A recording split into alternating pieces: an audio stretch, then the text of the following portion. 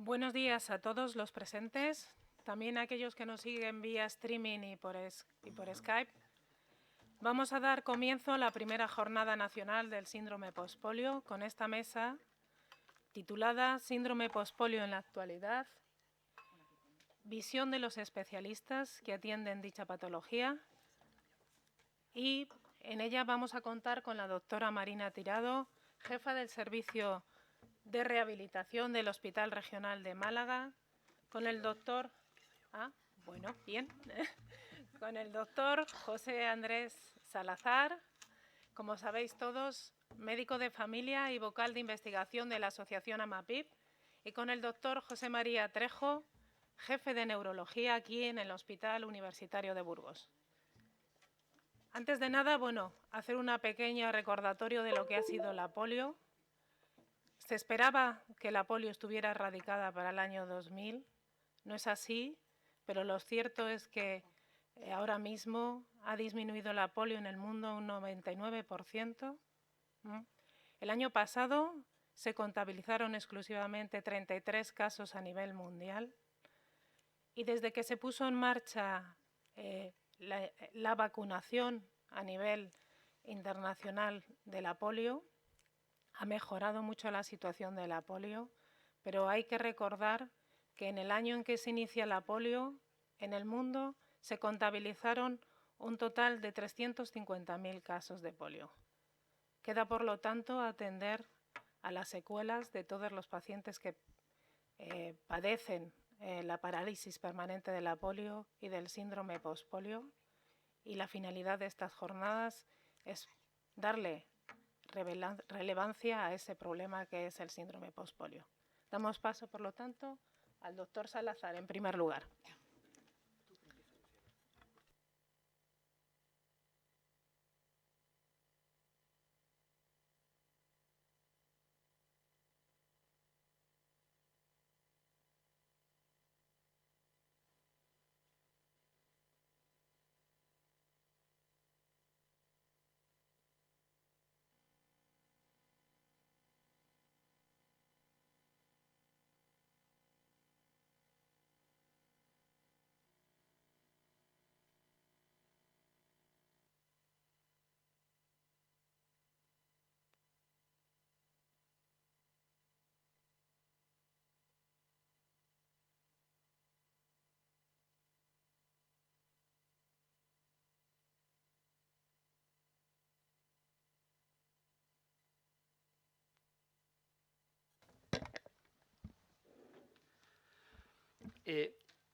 Esta comunicación la hemos preparado yo mismo y la doctora Francisca Muñoz Cobos, que es una médica que muchos conocéis allí en Málaga, que trabaja en el Centro de Salud del Palo, con la que estamos trabajando algunos elementos de polio y pospolio allí en Málaga.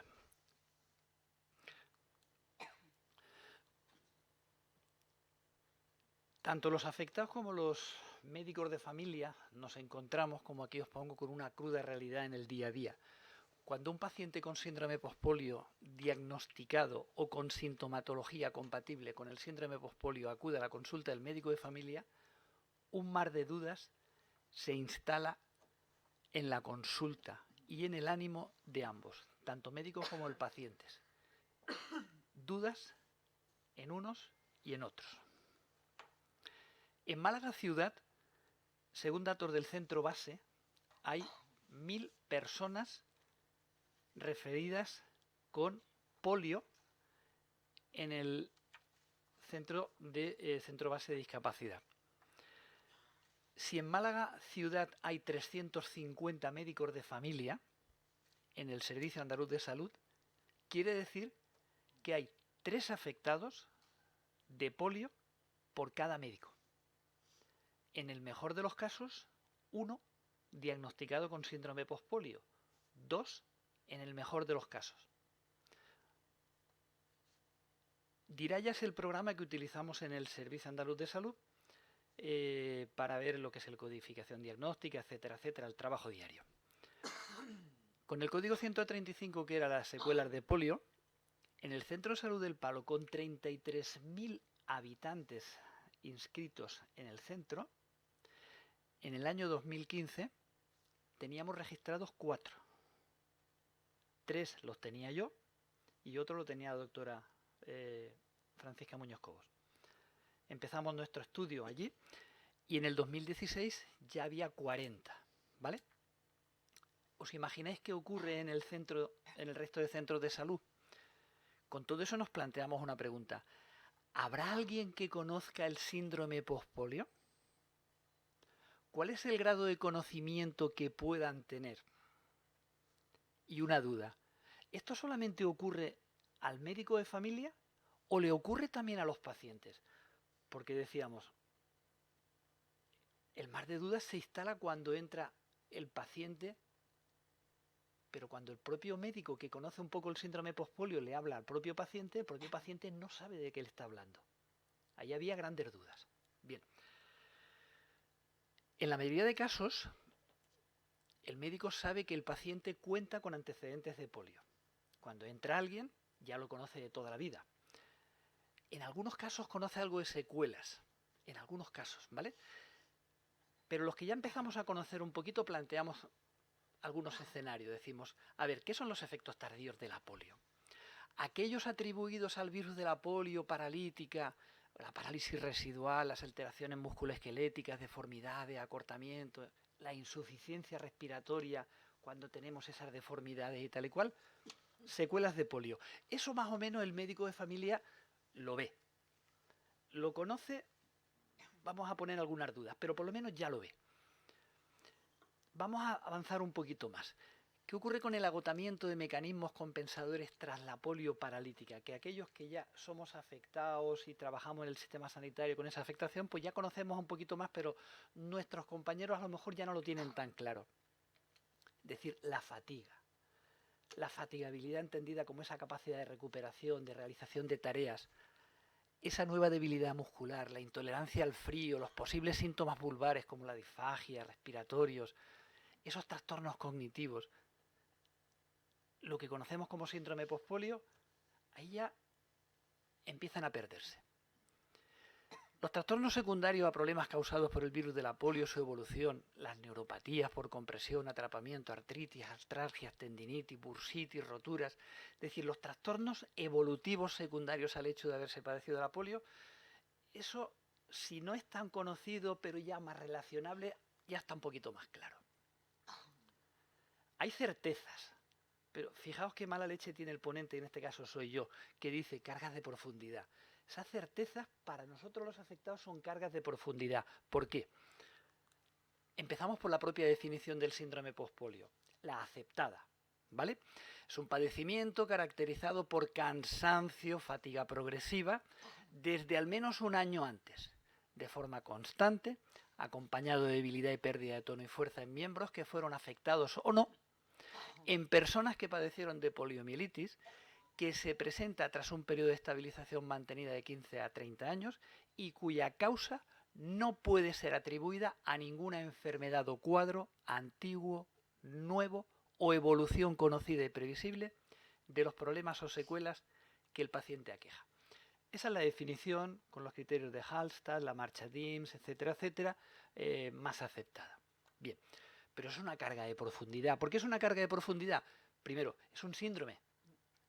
Y los que entendemos un poquito, cuando hablamos en medicina decimos una enfermedad, una cosa definida, un síndrome, una cosa por definir. ¿Por qué? Porque es un conjunto de síntomas y signos que se van sumando, restando, etcétera, etcétera, pero no tiene una definición totalmente aceptada por el 100% de aquellos que la manejan. Es un diagnóstico por exclusión.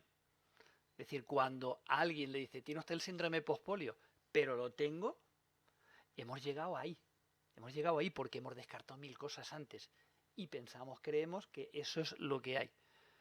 La OMS lo acepta como tal en el 2002, la CIE-10 empieza a meterlo en el 2009-2010, imaginaos, estamos en el 2019, hace 4 días. Es decir, son verdaderas cargas de profundidad las que tenemos ahí. La prevalencia es desconocida. Los afectados, las asociaciones hablamos de 100 a 200.000. Luego veremos que mis compañeros hablarán posiblemente de otras cifras porque son las que se manejan más oficialmente. Entonces hay un verdadero batiburrillo. La asociación, la Agencia Española de Evaluaciones Tecnológicas en el 2002 habla de que se pongan en marcha protocolos, unidades de referencia nacionales. ¿Cuántas se han abierto desde entonces aparte de la Clínica Goodman? ¿Cuántos protocolos hay? Marina nos hablará de algún protocolo que ellos manejan en el centro, allí en Carlos Haya, pero ¿cuántos centros tienen protocolos? Cuando yo hablo con vosotros me decís, en mi centro no lo hay, en mi provincia no la hay, en mi sitio no la hay. Entonces, y hablaba la Agencia de Evaluaciones en el 2002 que lo pusiéramos en marcha. Y la investigación. La investigación es histórica. Juan Antonio Rodríguez, vecino de aquí, Salamanca, está trabajando mucho en el tema de memoria histórica, etcétera, etcétera. Y hay unos cuantos más que están trabajando. Pero ¿cuánto más se está haciendo en investigación? Hay estudios de prevalencia, un poquito en el sistema, de decir, tanta gente con este síntoma, tanta gente con este problema, pero investigación operativa, ¿dónde la hay? Nosotros presentaremos luego un caso, pero ya empieza a haber algunas cosillas. Y luego el movimiento asociativo, que es la esperanza que tenemos los afectados. Aún estamos aquí, corte en vías de extinción y necesidades acuciantes. En Málaga hay una frase que decimos, que viene a referir el gran desconcierto ante algo que desconocemos en grado superlativo, que dice, ¿eso qué es lo que es? Eso los malagueños lo entendemos bien, ¿verdad? Es una frase como que le viene como anillo al síndrome pospolio. ¿Eso qué es lo que es? Si aceptamos la teoría más aceptada, por valga la redundancia, evolutiva, de la patogenia, tenemos ahí los elementos que decimos, bueno, cuando el virus afecta, destruye una serie de terminaciones nerviosas, los músculos se quedan sin esa inervación, con el paso del tiempo salen nuevos elementos que empiezan a formar esas unidades que son las que luego los neurólogos, los electrofisiólogos ven en esas pruebas que ellos nos piden más o menos, ¿vale? Venimos a decir una polio, o sea, normal, la polio agudo desaparece, recupera y con el paso del tiempo ese agotamiento hace que esos mismos elementos que se habían recuperado desaparezcan. Y mi planteamiento es, si eso es así, todos los que tenemos polio, tarde o temprano, por agotamiento acabaremos con síndrome postpolio. Si aceptamos que esa es la teoría, luego habrá otras teorías, por eso están utilizando las inmunoglobulinas y tal, que puedan estar dando una serie de elementos. Bien, en el Centro de Salud del Paro nos planteamos, cuando yo trabajaba hasta hace 3 años, esa duda, es decir, ¿la gente conoce realmente lo que es el síndrome postpolio? E hicimos este proyecto de investigación financiado por el sistema público y en Andalucía y luego publicado, que está dando bastante que hablar a nivel nacional e internacional. Se llama Polio y Postpolio, visión de pacientes y profesionales de atención primaria. Ahí tenéis las referencias y poniéndolo así lo encontráis en internet, porque nosotros nos hemos encargado de que sea libre de difusión. Es libre. Simplemente os voy a comentar un par de detalles. Cuando nosotros planteamos en este estudio una serie de preguntas, nos llevamos una sorpresa que ya pensábamos. Los médicos, ¿qué piensan del síndrome postpolio? Y las respuestas eran, ¿desde cuándo conoces tú el síndrome postpolio? Y dice, desde que tú viniste a trabajar al centro hace 3 años. Desde que yo tengo este paciente que viene a hablarme que hay una asociación en Málaga que se llama AMAPI y que dice que le haga esta serie de cosas y que me tiene totalmente liado. Esas eran las respuestas de la mayor parte de los médicos de los 2 centros de salud en los que hicimos el centro de salud. La gente no conocía el síndrome postpolio. Pero es que cuando le planteábamos a los propios pacientes qué conocer del síndrome postpolio, dice, yo conozco la polio, yo he vivido con la polio desde siempre, hasta he tenido mi carnet de subnormal, que solo habéis tenido más de uno, ¿verdad? Que es muy duro, pero es así. Entonces, a ver. No, pero vamos a ver, el síndrome postpolio. ¿Qué es el síndrome postpolio? Dice, síndrome no sé lo que es, lo de post me imagino que es después de la polio, pero como yo la tuve hace mucho tiempo, no sé lo que significa. Vale, entonces se lo explicabas un poquito, entraban ya no en ese mar de dudas, sino en esa tormenta, decir, ¿pero esto es lo que me espera? No, vamos a ver, esto puede llegar a una serie de personas y tal. Es decir, el resultado era que no se conocía. Y nos llevamos no una desagradable sorpresa, sino una corroboración de aquello que pensábamos.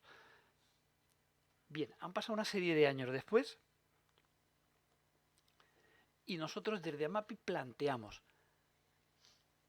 que la forma de poder hacer entender el síndrome postpolio es ir a los centros de salud, ir a las asociaciones, que los pacientes vengan a nuestra asociación y explicarles. Tenemos esta serie de charlas que se llaman Conocerte, que da el compañero Marceliano, el doctor Marceliano Herranza, allí en Málaga, y otras muchas charlas que vamos dando por diferentes sitios en nuestra propia asociación, y luego charlas informativas y formativas. Nosotros vamos a los centros de salud a hablarles a los médicos, a los enfermeros, a los pediatras de lo que es el síndrome postpolio. A día de hoy todavía tenemos la certeza, realidad, cuando vas y dices, pero esto del síndrome postpolio, ¿qué es? 2019, junio. No estamos hablando de 4 años atrás. Siguen diciendo. Y Málaga, la gente sabe de qué va el tema, porque estamos pasando mucha información. Pero hay mucho desconocimiento, ¿vale? Hacemos jornadas en la Facultad de Medicina con los alumnos, estamos yendo a dar charlas, tanto el doctor Marceliano como yo mismo, como Gracia, Merche, etcétera, etcétera, para que se enteren los estudiantes. Jornadas en los hospitales, en el Clínico, en el de Vélez, en el de Antequera, en Carlos Haya, hemos ido al Reina Sofía para hablar y debatir, igual que estamos viniendo hoy aquí. Ese es el camino que nosotros planteamos. Charlas en los centros de salud, reuniones con el gerente de atención primaria recién aterrizado, con el cual ya hemos pactado y tenemos un calendario para ir a todos los centros de salud de Málaga a hablar, debatir y trabajar el síndrome postpolio. En los hospitales, como estamos haciendo, esta foto de una jornada en rehabilitación en el hospital del Clínico, y luego, indiscutiblemente, la investigación. La investigación es nuestra esperanza. Es decir, con este proyecto que hemos llevado a cabo y que en la segunda parte comentaremos un poquito ya con más detalle, bueno, ya se han presentado algunos resultados y, por ejemplo, en el último Congreso Nacional de Málaga de la Medicina nos dieron el primer premio a la comunicación índice de fatiga, que es lo que luego vamos a comentar. Por lo menos está levantando bastante expectación. Ese es el camino que planteamos desde las asociaciones y que planteamos los que estamos dentro de la situación. Muchas gracias y ahora cedo a mis compañeros.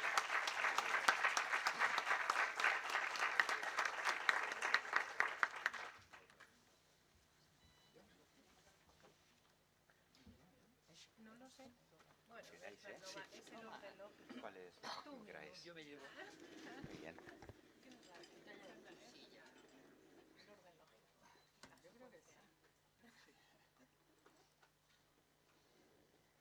Buenos días a todos. Gracias a los que me han invitado. Gracias a vosotros por estar aquí.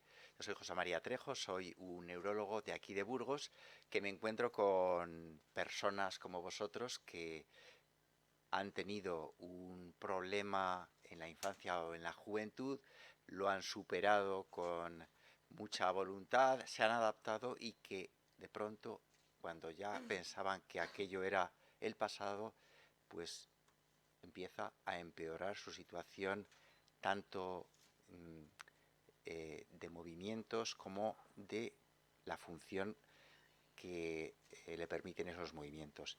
Y entonces nosotros, los neurólogos, nos llega este enfermo y nos quedamos pues un poco pues que lo primero que tenemos que hacer es saber si tiene el síndrome de postpolio o no, y luego ponernos un poco en la situación de la persona, ¿no? Porque verdaderamente es pues un palo psicológico y físico el después de que uno ha asumido unas limitaciones y se ha adaptado a ellas, pues ver que aquello parece que se activa de nuevo, ¿no? Y ya se ha hablado un poco del tema de la poliomielitis, pero es mencionar nada más que, aunque parece que es el pasado, no es tan pasado como nos gustaría, porque debido a movimientos antivacunas, debido a que hay países que consideran las vacunas, pues un invento occidental y que a veces se ha utilizado incluso pues con fines no médicos, pues como veis aquí en la diapositiva hay algunos países en los que todavía no está erradicada la polio, incluso países desarrollados, pues hay casos, ha habido casos en España hubo el último fue, me parece, en el 2005 o antes, y venía de fuera, pero en Estados Unidos ha habido casos recientemente. Pero bueno, la mayoría de los casos están localizados en esta zona de África y de Oriente Próximo y la India, ¿no? Es decir, que afortunadamente eso va a menos, pero no es como la viruela, que es una enfermedad que ya pasó a la historia, que se ha erradicado. Ojalá dentro de poco pues podamos decir lo mismo. Pero lo que sí que es el presente, y es el presente vuestro, es el de una persona como la que veis aquí, que tuvo una polio, que esa polio le permitía caminar y que de pronto empieza a empeorar y empieza a necesitar unas ortesis y que finalmente incluso pues deja de caminar, ¿no? Esto es más o menos el resumen de la persona que tiene un síndrome de pospolio, y para entenderlo, ver dónde está el daño, lo primero. Bueno, pues veis que el sistema nervioso, que tiene una parte de sistema nervioso central, que es el cerebro y la médula, y uno periférico, que son los nervios, pues el problema no está en el cerebro, no está en los nervios, está en esta estructura intermedia, que es la médula, a través de la cual las órdenes que damos desde el cerebro, por ejemplo, de movimiento en este caso, pues van por la médula a los nervios y a los músculos. Pues esta médula, si la cortamos transversalmente, como si fuera un tronco, tenemos una H aquí en gris, que son los cuerpos de las neuronas. Y en la parte anterior de esa H está lo que nosotros llamamos el asta anterior. Están ahí las neuronas motoras, todas las que van hacia los músculos pues de todo el cuerpo, no solamente de brazos y piernas, sino los músculos de la cara, los de la respiración, los de tragar, ¿no?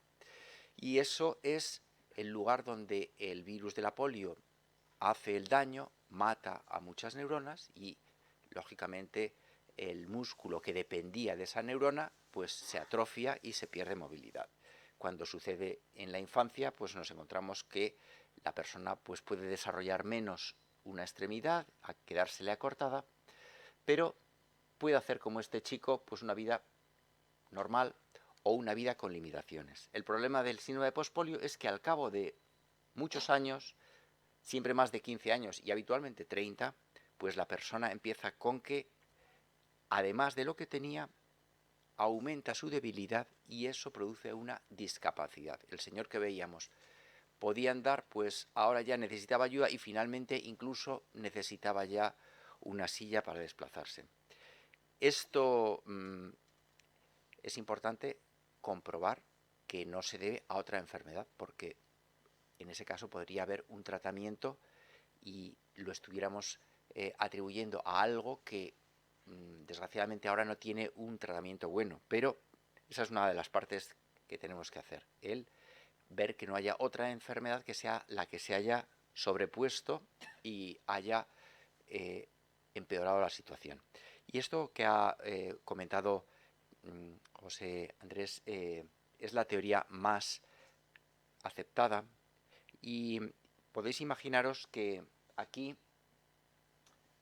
abajo es la situación normal. Imaginaros que esto es la neurona, este es el cuerpo de la neurona, aquí salen los impulsos que viajan por el axón como si fueran la rama o el tronco de un árbol, y por ramitas llega a los músculos, y cuando la neurona le dice al músculo que se contraiga, pues el músculo se contrae. Sí.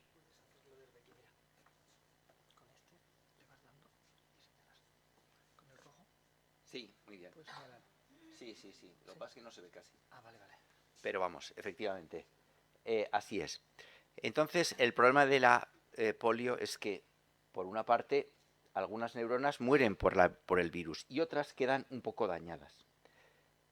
¿qué hacen las neuronas para intentar mantener la situación previa?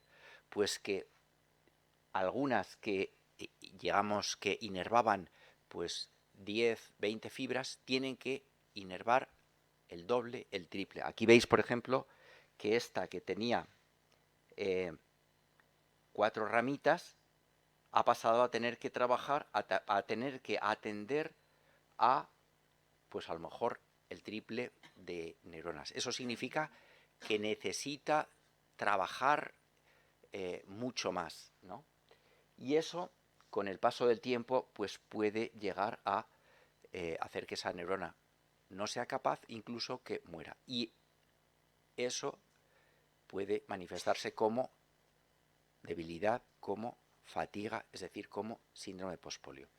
De aquí hay algunas conclusiones que hay que sacar. Lo primero, que es necesario esas neuronas mantenerlas activas, pero no sobreactivas.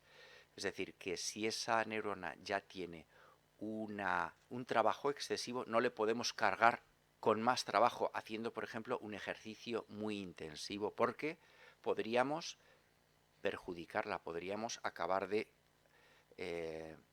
agotarla, ¿no? Luego, esta es una de las cosas que se sabe que se deben evitar en el síndrome de postpolio. Un ejercicio intensivo y agotador es algo que no solamente no es bueno, sino que puede ser perjudicial, ¿eh? También el que el ejercicio en sí sí es bueno, porque el músculo que no se contrae por desuso se atrofia. Bien.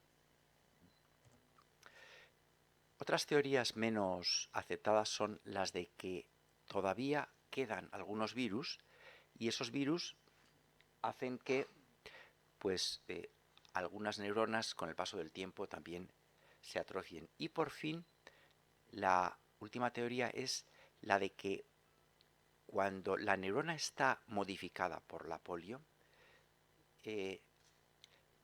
la superficie de la neurona es mal reconocida por nuestras defensas y en vez de tomarla como una parte normal de nuestro cuerpo, la interpretan como algo extraño y lo atacan. Eso es una cosa muy frecuente en muchas enfermedades del cuerpo humano y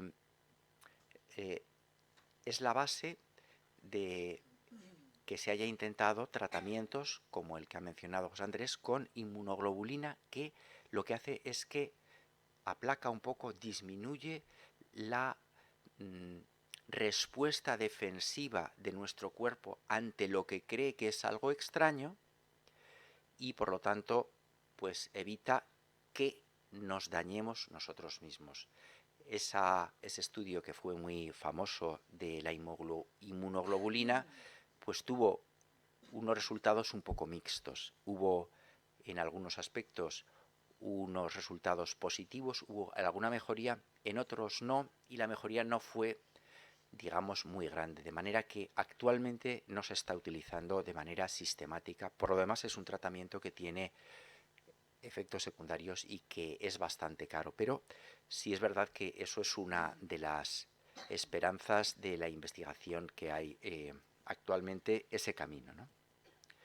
Bueno, pues el síndrome de postpolio, aunque parece algo evidente, para nosotros, para los médicos, no es tan evidente porque nos planteamos, pero esta persona le está sucediendo algo distinto a lo que es la evolución natural de una persona que con el paso del tiempo pues tiene menos fuerza, tiene menos agilidad.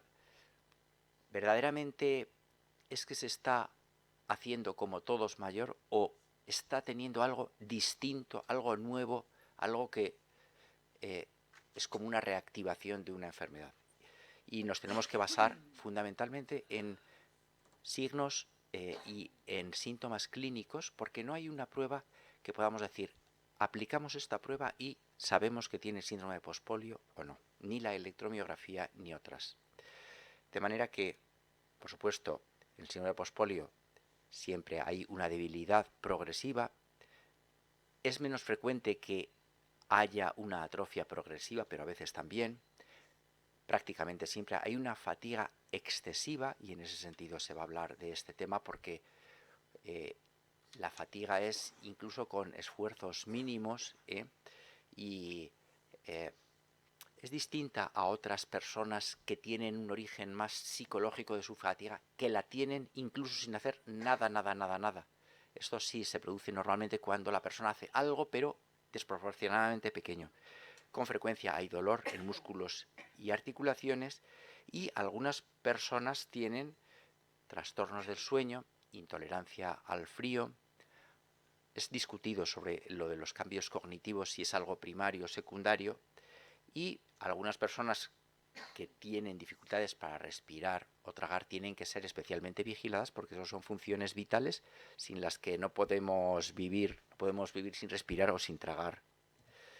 De manera que lo que es importante es que tratemos lo que tiene solución, y eso son cosas añadidas que pueden simular un síndrome de pospolio. Por ejemplo, un aumento de la debilidad puede ser debido a que haya un daño de una raíz nerviosa, a que haya un daño de un nervio, como decía José Andrés, una neuropatía por compresión, o a que tengamos una diabetes que afecta a los nervios. El dolor, pues aparte de por la artrosis, por las digamos descompensaciones o acortamientos de los miembros, pues puede verse artritis, bursitis, tendinitis, cosas que tienen un tratamiento distinto y específico y que pueden mejorar, y son distintas del síndrome de pospolio.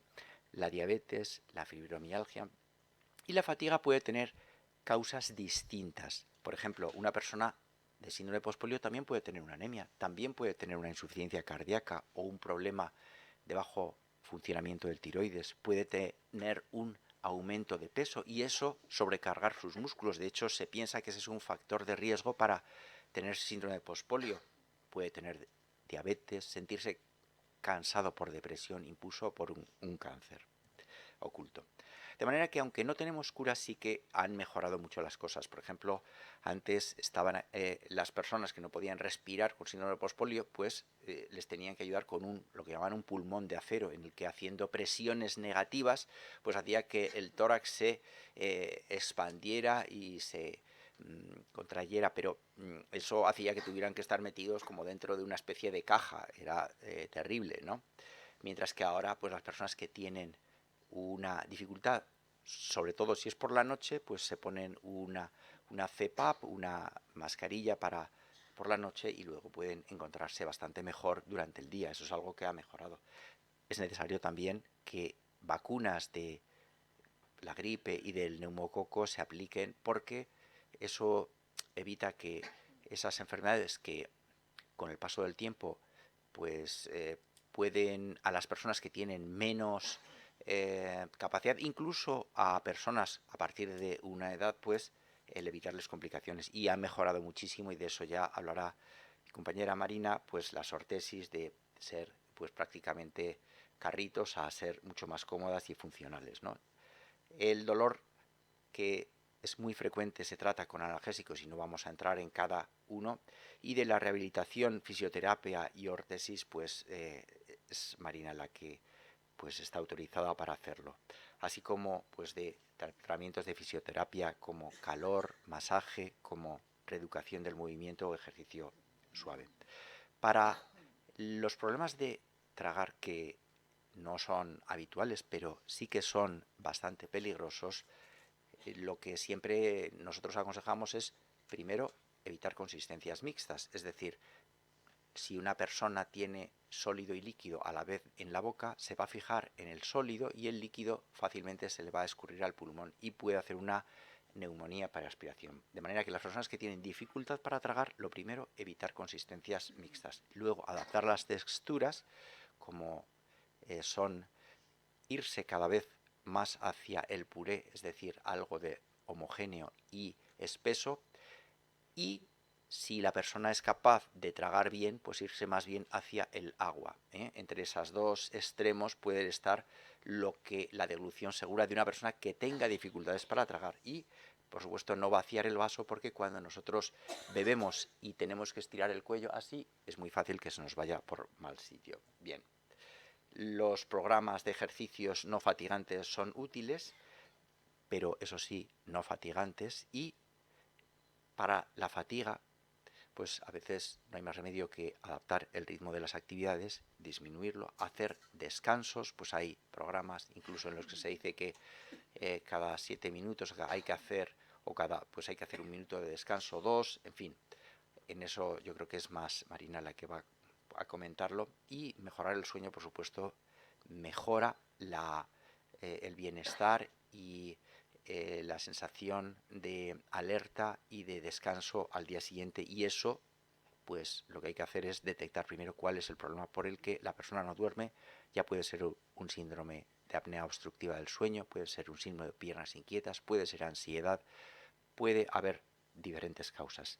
Pues el sobrepeso es algo que hay que intentar evitar, porque obviamente cuando hay debilidad, si el músculo y la articulación la cargamos con más peso, pues va a sufrir más.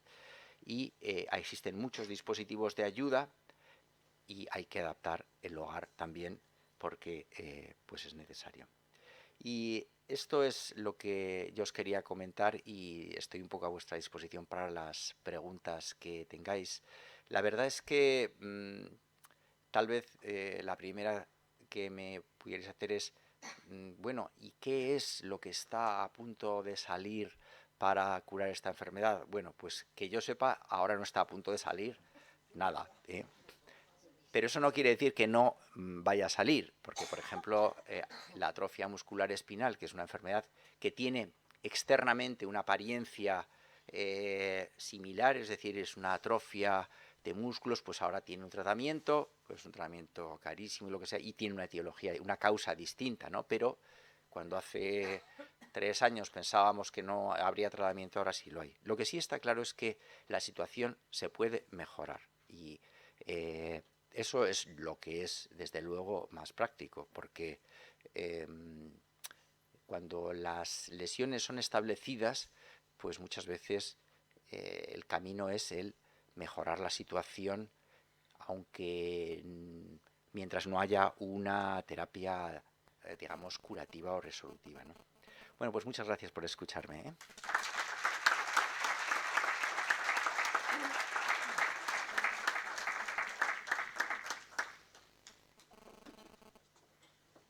Bueno, buenos días. Uy, a ver. Claro, yo soy más bajita, buenos días. Me llamo Marina Tirado y bueno, llevo mucho tiempo trabajando con AMAPI, lo cual yo me siento muy satisfecha, a pesar de que siempre tenemos muchas dificultades, como ellos bien saben, pero es verdad que allí en el hospital, me parece que fue en el 2011, ¿no, Mercedes? Merche? Bueno, tal vez por esa fecha. Nosotros tenemos con ellos un acuerdo de colaboración firmado por el propio hospital, que no ha tenido ningún fruto, ninguno, ¿eh? Eso es verdad, ellos lo saben, yo también. En medio de todo esto, pues evidentemente nos pilló lo gordo de la crisis, con lo cual habíamos previsto una serie de cosas para hacer conjuntamente, talleres de terapia ocupacional, talleres de ergonomía. Nada, no hemos hecho nada. ¿Por qué? Pues porque hubo tal revuelo entre que bajaron sueldos, aumentaron horarios, había una rotación de personal tremenda, cada mes y medio, cada 2 meses nos cambiaban los terapeutas ocupacionales o los fisioterapeutas. Hubo 2 o 3 médicos que estaban trabajando en este programa que también se fueron a otros sitios. Y yo le decía a Merche, mira, de verdad que es una frustración tremenda, pero es que no podemos hacerlo en este momento, porque si tú tienes un profesional que viene en el primer mes, le explicas que va a trabajar con los pacientes que tienen efectos tardíos o secuelas de polio, intentas que se forme, intentas ponerlo en contacto con ellos y a los 2 meses lo llaman de otro hospital, pues que ni siquiera puedes formarlo, ¿eh? Aparte, bueno, ahora iremos hablando, pero yo entiendo que las cosas tienen que ser personalizadas, no todos los entornos son iguales y lógicamente uno va desarrollando un trabajo en un sitio y mientras más tiempo está ahí probablemente lo hacemos un poquito mejor, nada más que por conocimiento del medio. Bueno, yo voy a hablar, no sé si mucho o poco, ya depende de vosotros también, de la aportación que podemos hacer en rehabilitación, que es mi opinión, y eso lo he hablado con ellos, digo con Merche, con Marceliano, con José Andrés menos, porque nos ha pillado más en esta última época.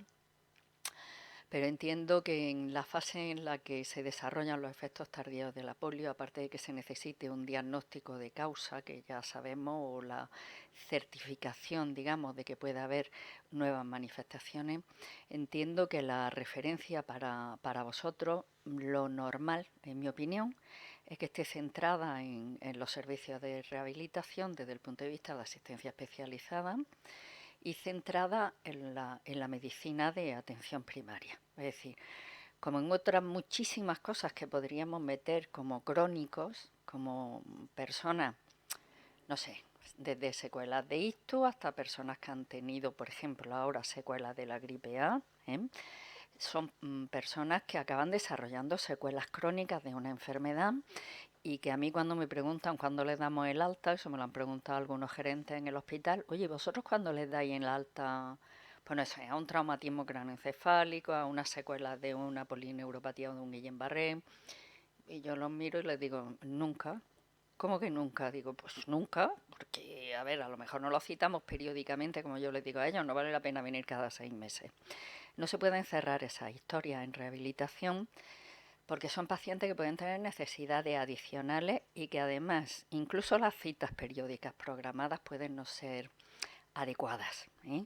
Por eso hay que tener, entiendo que por un lado sensibilidad, por otro lado flexibilidad organizativa, porque no sirve de nada que yo cite a Gracia o a Mercedes en junio para ver si tiene algún problema, en ese momento no tiene nada, pero el 15 de julio pues resulta que tiene una avería en la silla y que además le empieza a doler un hombro muchísimo, y yo la he visto hace un mes y en teoría no la voy a ver hasta dentro de 5.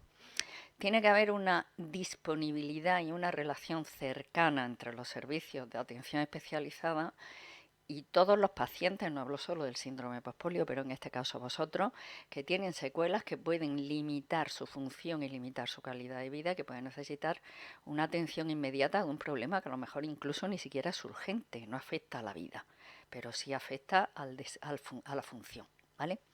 Bueno, esto es... Eso, es que yo me enrollo mucho, Mercedes lo sabe, así que voy a ir controlando el tiempo. Bueno, desde los pacientes, esto está recogido del artículo de José Andrés y de Paqui Muñoz. Es verdad que hay un alto impacto emocional, no en todos por igual.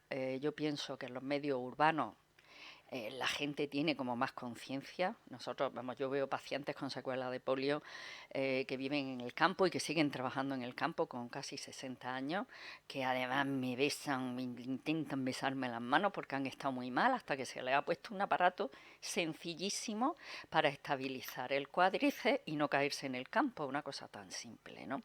Pero es verdad que hay mucho desconocimiento, ¿eh? Y es verdad que estáis muy centrados en vuestra superación personal.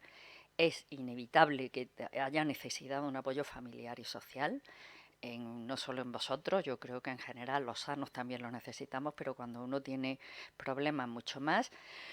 Y hay muy difícil relación con el sistema sanitario, salvo que adoptemos algunas iniciativas que sean algo más satisfactorias para vosotros y evidentemente para nosotros. ¿Qué pasa en el ámbito profesional? Pues yo comentaba antes con María Ángeles que entiendo que los efectos tardíos de la polio deben tratarse ya como una enfermedad rara por la baja prevalencia en la población general.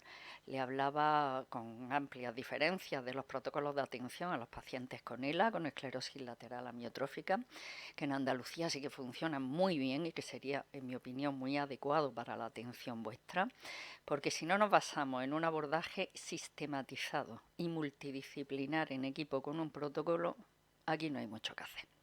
Es decir, si el médico de familia lo ve por un lado, si no hay un acceso fácil a un equipo multidisciplinario que valore casos y personas con un protocolo determinado, vamos, como hay escasa evidencia y los estudios no están muy sistematizados, pues hacemos un protocolo en común o la verdad que yo creo que no vamos a progresar mucho. Hay muchos recursos en la red. Curiosamente, yo preparando esto sí que he encontrado cosas nuevas como esta, ¿no? Que es una página que el Google traduce automáticamente y que tiene muchísima información para pacientes y profesionales. Los signos y síntomas no los voy a repetir porque ya lo ha explicado José María Trejo con bastante amplitud y además los conocéis vosotros mucho mejor que nosotros. Sí que estos síntomas que sí que son peor conocidos por los médicos y por tanto los de atención primaria como los de los especialistas, sí que son aunque son menos frecuentes, pero son importantes. La intolerancia al frío o la hipoventilación a la que puede conducir los que tenéis una escoliosis y tenéis poco funcionamiento de la musculatura respiratoria. Es verdad que eso conduce a una hipoventilación. Es cierto también que lo que se conoce como fatiga central, de la que ahora hablaremos, esa fatiga cerebral que da lugar todavía hay mucha discusión al respecto a lo que pueden ser trastornos cognitivos, sobre todo en la memoria y en la capacidad de concentración y de atención. Ahora hablaremos de ello. Evidentemente hay una afectación psicológica y aunque es muy poco frecuente puede haber problemas para tragar y eso también lo podemos abordar en rehabilitación. ¿Qué pretende la rehabilitación? Pues digamos reducir la discapacidad. Las limitaciones, insisto en lo de las intervenciones holísticas, eso son intervenciones globales que abordan a la persona y a su entorno, tanto de relación como laboral o profesional y a la vivienda donde uno se desenvuelve, ¿vale? Fundamentalmente nos dirigimos a lo que se conoce como limitación de la actividad, que son las dificultades que la persona puede tener, que tengo mucha alergia, para realizar sus tareas cotidianas, ¿vale? Sus actividades de vida diaria o cuidar una casa con normalidad o salir a hacer una compra o a tomar una cerveza sin problema, ¿vale? Y nos vamos a centrar mucho desde rehabilitación posiblemente en el autocuidado, no tanto en dar y hacer nosotros, sino en enseñar y que hagáis vosotros, porque no hay sistema sanitario que se pueda permitir el atender sistemáticamente y con una periodicidad fija a un conjunto de pacientes, no solo vosotros, ni el listo, nadie, pues no tenemos, nunca vamos a tener dinero para tanto, ¿no? Bien, por tanto, habría que abordar el contexto ambiental y personal, además del tratamiento puramente sintomático en rehabilitación. ¿Qué objetivos tiene una intervención en rehabilitación? Prolongar la capacidad funcional, formar en autocuidado, que seáis independientes, que necesitéis la menor ayuda posible, que haya mejor calidad de vida y esto, lo de la vida saludable lo debería haber puesto al principio porque yo creo que es el principio de todo. De hecho, me estaba apuntando ahí una cosa que no traigo en las diapositivas, que creo que se debería hacer una prevención para la aparición incluso de los efectos tardíos de polio, fomentando un estilo de vida saludable, disminuyendo factores de riesgo cardiovascular, potenciando el ejercicio físico o aconsejando incluso sobre dietas que permitieran el que no cogiéramos peso, ¿vale? ¿Quiénes estamos implicados? Pues un equipo multidisciplinar que además, repito, si no trabaja coordinado no hacemos nada. Ya veis ahí, rehabilitador, neurólogo, fisioterapeuta, terapeuta ocupacional, el logopeda en caso de que haya que reeducar la deglución, la parte de tragar, el equipo de atención primaria, evidentemente trabajadores sociales, los gestores de casos que en Andalucía sí que existen desde hace más de 10 años. En esto no participan muchos, salvo en lo que es la coordinación. Sí que participan en una cuestión que es básica. Por ejemplo, si un señor con secuela de polio, lo mismo le pasa a un paciente con ELA, tiene que ser visto por el de respiratorio, el digestivo, el neurólogo, el rehabilitador, luego tiene que ir a que le vea el neumólogo. ¿De qué se encarga el gestor de casos? De que el mismo día lo veamos todo. Con el mínimo desplazamiento se lo lleva todo, el resto lo que no se lleva se le manda a la casa y se le organiza todo en un equipo que además trabajamos especialistas determinados, eso sí funciona muy bien allí, con los gestores de casos. Todavía no hemos conseguido la implicación de atención primaria, que yo creo que es un reto, no en esto solo, sino también con el ISTU y con otras muchas cosas. Y es evidente, yo considero que tiene que haber en el equipo un técnico ortopédico que esté entrenado en ortesis. Y en ortesis además han salido muchísimos materiales, ya sabéis, yo solo meto en investigación, y un nutricionista en muchos casos. Es decir, no decir, pues yo cojo y me cojo de internet una dieta de 1500 calorías y ya veo a dónde llego, ¿no? Bien, insisto, nosotros tenemos un protocolo que está muy bonito, como podéis ver ahí, pero que realmente no ha funcionado hasta ahora con las expectativas, sobre todo, que ellos tenían ni con las que yo me planteé. Entiendo que es imprescindible un procedimiento estandarizado, ¿vale? Y entiendo que además tienen que participar las asociaciones y las redes de apoyo social, si no tampoco hacemos nada. Cuando hablo de eso me refiero en que, por ejemplo, para hablar de ejercicio o para hablar de ergonomía o para practicar eso, necesitamos a los ayuntamientos, necesitamos a las instalaciones deportivas municipales, necesitamos técnicos, monitores de actividad física que no les dé miedo trabajar con pacientes que tienen ciertas limitaciones y que estén entrenados y que además tengan, eso lo vamos a hacer, por ejemplo, en Málaga con la rehabilitación cardíaca, con el Polideportivo de Ciudad Jardín, ¿no? Para mí esa es la forma de avanzar. Hay que integrar muchos recursos y eso lleva mucho tiempo. Y para eso vosotros sois el principal motor. La investigación la pongo en mayúscula porque, por ejemplo, hay áreas como eso de o sea, ¿qué efecto tendrían las personas que todavía no tienen un síndrome postpolio el poder hacer una intervención precoz que sobre todo abordara el cambio en el estilo de vida? Entonces, probablemente podríamos investigar en eso. Digamos, hacer una escuela de pacientes captando precozmente a los pacientes que han tenido una polio de pequeño, que todavía no tienen un síndrome postpolio de los floridos y que se pasa mal, y enseñarles cómo cuidarse, enseñarles cómo nutrirse, cambiar los factores de riesgo que tuvieran y hacer una intervención previa para que si en algún momento se desarrolla un síndrome postpolio, el impacto en la vida de la persona sea menor. Otra línea de investigación, pues la ortesis. El otro día salió en El Sur una chica de Alaurín, de allí de Málaga, que hace una ortesis con una impresora en 3D, que es una monería, además, pero son materiales súper livianos, muy resistentes, totalmente a medida, ligeros y muy baratos, ¿no? Entonces, esas líneas de investigación que para vosotros que tenéis que utilizar ortesis y aparatos de marcha necesariamente, han salido tantos materiales que ya no es, a mí se me encogía el alma cuando yo veía a un señor con un aparato de marcha, con el apoyo isquiático famoso, el galápago que no deja, que hay que tirar de la anilla para poder sentarse. Eso es horrible, eso es horrible. De alguna manera, esa investigación en adaptación de ortesis, en robótica, en este tipo de cuestiones, habréis oído hablar de los exoesqueletos. Eso es lo que hay que potenciar. Investigación en materiales ligeros, investigación en ortesis personalizada, investigación en ortesis que además respeten y que puedan tener sensores para saber que cuando hay un cuádriceps que se contrae un poquito solamente hay que hacer una ayuda y que sean cómodas de usar, ¿vale? Por eso hablo de que entiendo. Está mal que yo lo diga porque, claro, yo barro para mi tejado, pero entiendo que la rehabilitación es la especialidad de referencia en ese sentido. Si nosotros estamos investigando algo en robótica, en telerehabilitación, o sea, otra línea de investigación es, yo entreno a una persona, hago una escuela de pacientes con secuelas de polio, una escuela de pacientes, ahí meto todo, y se hace en rehabilitación. Ahí participa fisioterapia, terapia ocupacional, el logopeda. Cuando el paciente aprende, lo que tenemos que desarrollar probablemente para superar esa limitación de recursos es que vosotros lo hagáis en casa y que se haga una supervisión en telerehabilitación a través de un móvil, que yo pueda llamar y decir, Mercedes, esta semana cuántas veces has hecho los ejercicios, guapa, ¿vale?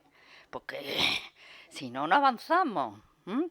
Y habrá situaciones puntuales en que tengáis que ir al hospital. Bien. Yo ponía un circuito de este tipo, creo que lo primero es hacer un diagnóstico de si realmente se tiene un síndrome de postpolio, pero repito, aunque no se tenga las personas que tenéis secuelas de polio, sobre todo en rehabilitación entiendo que se deben ver, otra cosa es que no tengamos recursos, que no tenemos, pero sí deben ser valoradas en rehabilitación.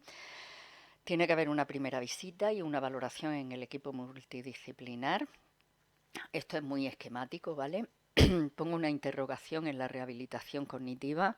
José Andrés sabe que eso existe en Málaga, sí tenemos un programa de rehabilitación cognitiva desarrollado sobre todo para pacientes con secuelas de ictus y traumatismos craneoencefálicos, pero también lo estamos desarrollando en otras vertientes emergentes muy interesantes como esta del síndrome postpolio y otra historia que se nos viene encima y que ya la tenemos, que son los supervivientes de cáncer. Personas que han tenido quimioterapia, que desarrollan lo que se llama cerebro químico, un chemobrain, y el chemobrain consiste en que se quedan que no pueden concentrarse ni hacer sus tareas previas. Es el efecto de la quimioterapia en el cerebro, ¿vale? Entonces, eso lo estamos viendo ya. Y ya estamos atendiendo y haciendo un proyecto de investigación con la Universidad de Málaga también sobre el efecto que tiene una reeducación cognitiva en pacientes supervivientes, mujeres a un cáncer de mama, que se han tratado con quimioterapia, porque les afecta, ¿vale? Entonces, todo eso que es consecuencia de la mayor supervivencia de que nos curamos, quienes los tenemos, los vamos a tener que ver los rehabilitadores, no queda otra, en un equipo multidisciplinar, no somos los únicos, ¿vale? Bueno, y un papel fundamental la enfermera gestora de casos, que sí que trabaja con nosotros mano a mano en estos temas, ¿vale? Y es verdad que eso lo hemos desarrollado mucho en el servicio de rehabilitación nuestro en Málaga, porque yo creo que nos tenemos que orientar a la discapacidad severa, no a me duele aquí y ahora aquí, ¿vale? ¿Qué podemos tratar en rehabilitación? La fatiga, evidentemente. Eso yo prefiero que lo hablemos en el coloquio porque, bueno, puede haber fatiga periférica o muscular y puede haber fatiga central, es decir, esa fatigabilidad de no llegar a lo que uno ha llegado, por ejemplo, lo que José Andrés me comentaba, ¿no? Yo estoy en la consulta y llega un momento que no puedo más, no puedo más. Hombre, yo me canso, ¿no? Mucho cuando llevo 7 horas de consulta o 5, pero lo que él manifestaba era otra cosa totalmente distinta. Podemos tratar la debilidad y todo esto es a través de consejos, no solamente de fisioterapia. El tema de la disfagia, si alguna persona lo padece, también tenemos una unidad de disfagia para la que no tenemos recursos suficientes. Dependiendo, a ver, nosotros hacemos videofluoroscopias, fibroscopias para ver dónde está el problema y luego lo que se hace es entrenar con el logopeda técnicas específicas para mejorar la forma de tragar, los síntomas respiratorios y el dolor. Lo que yo creo que es fundamental es esto, es hacer una evaluación funcional. La periodicidad depende del protocolo que se desarrolle en cada caso, ¿eh? ¿Qué podemos evaluar? La afectación motora, la capacidad de transferencia y marcha, las actividades básicas de la vida diaria, la individualización y personalización de ortesis, disfagia, dolor, fatiga, la evaluación cognitivo-conductual y próximamente, bueno, esto es algo que se está desarrollando mucho en rehabilitación, que tiene relación con la robótica, y con los biomarcadores o biocinemática, como se quiera llamar. Ahora vamos a tener en octubre, empezamos con un laboratorio de biomecánica en Carlos Haya. No quiero ni decirlo porque llevamos 5 años detrás de eso, con cosas muy básicas, pero que sí que pueden ayudar en pacientes como vosotros a identificar por análisis biomecánico qué marcha se realiza, qué ortesia hay que poner, cuánta carga puede realizar un miembro, ¿vale? Eso es aplicable a la fractura de cadera, al ictus, a vosotros y a prácticamente todo lo que vemos, ¿no? Y es una parte de la rehabilitación que se está desarrollando mucho, la biomecánica. Bien. En cuanto al ejercicio físico, lo que ha dicho el doctor Trejo es cierto, el sobreuso o el mal uso por no uso de las ayudas técnicas puede empeorar los síntomas. No se puede hacer una indicación de entrenamiento generalizado.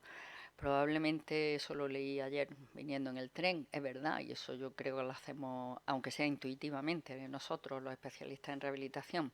Hay músculos que se pueden entrenar más intensamente y otros que es que ni siquiera se deben trabajar, ¿vale?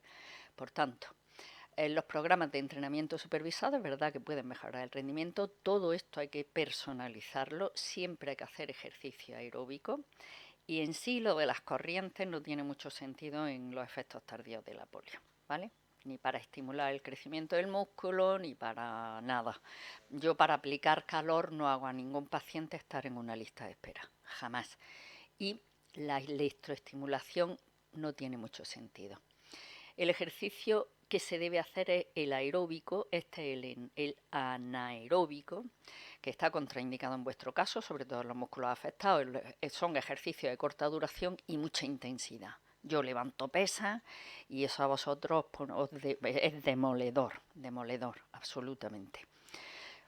Por tanto, ejercicio aeróbico que no consiste, a lo mejor hay que utilizar en algunos músculos pesas muy ligeras, pero repito, debe ser un programa personalizado. Una de las cosas que mejor resultado da, el agua calentita, eso lo sabéis. En el agua pesamos menos, los miembros se vuelven más ligeros y bueno, pues puede proporcionar una mejora de la resistencia muscular, de la amplitud del movimiento y del equilibrio. En el agua tibia eso se produce además la relajación muscular y se reduce el peso, con lo cual la solicitación mecánica de los miembros es menor.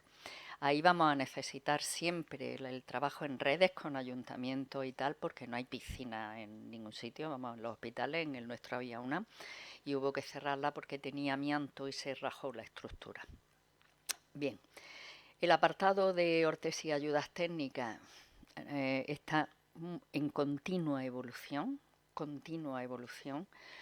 y a vosotros todavía casi que no os ha llegado. Yo creo que eso tiene mucho que ver con el análisis biomecánico y con la investigación en nuevos materiales y nuevas ortesis personalizadas, pero sí es importante, en eso sí que tiene que entrenar un fisioterapeuta o un terapeuta ocupacional, ¿eh? El aprender cómo hay que manejar una silla, cómo se utiliza un bastón, cómo hay que ponerse rapidito un aparato de marcha sin que a uno le cueste la vida. Ahí sí hay que trataros, no siempre, pero sí cuando se hace una prescripción. Y es fundamental que la Administración Central, que parece que hay un catálogo nuevo de ayudas técnicas que va a salir en este mes de julio, lo modifique. Hay cosas que no se incluyen porque hace más de 12 años que no se modifica eso. Han surgido muchas cosas que no se recogen. O sea, yo no puedo prescribir una ortesis de fibra de carbono, que es súper ligera, porque no está. Entonces o hago una falsificación en un documento público y me llevan a la cárcel, o tengo que decirle al enfermo, no, mire usted se queda con el Clensas de toda la vida, que eso es más pesado que una vaca en brazos, pero no me puedo poner otra ortesis, ¿vale? O no puedo enviar a esta chica de Laurín a decir, oye, hazle a esta señora una ortesis de la mano a medida, porque lo único que necesita es un poquito de ayuda a la extensión, ¿no? Entonces, o eso se modifica o siempre vamos detrás, ¿no? Digo, los servicios sanitarios públicos y los privados, como no nos los podemos costear en este sentido de ayuda, creo que es algo que debe estar garantizado por la Administración, por el sistema sanitario público. Bien, y en terapia ocupacional, yo por ahí he leído que damos consejos imprecisos. No son consejos imprecisos, es que son técnicas de conservación de la energía que hay que personalizar, pero que son así. Esto es lo de haga usted ejercicio 7 minutos y descanse 3. Si usted está acostumbrado a salir a andar hora y media, no lo haga en hora y media, 4 veces, pero menos tiempo, ¿vale? Evidentemente en los puestos de trabajo hay que hacer muchísimas adaptaciones y también hay que trabajar con las empresas, que son muchas cosas.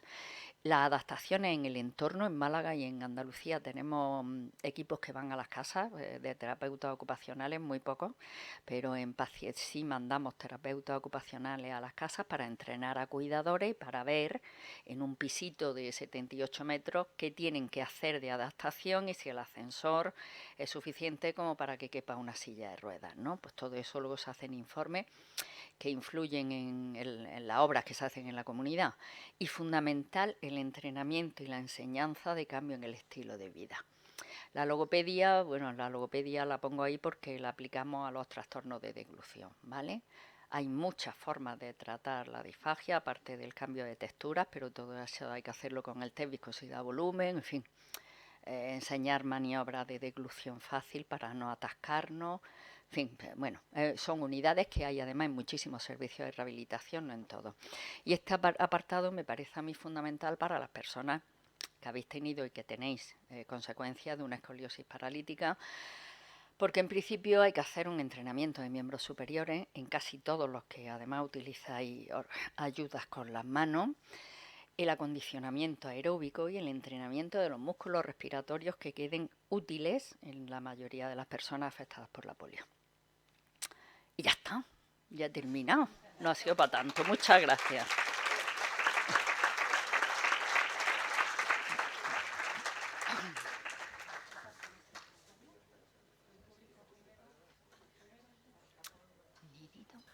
Bueno, a partir de este momento damos paso a las preguntas. ¿Alguien del público?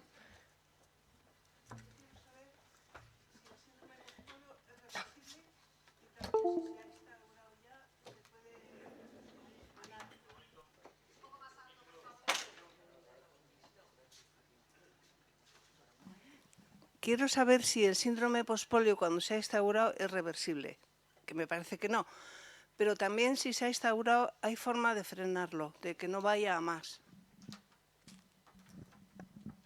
¿Quién dirige la pregunta?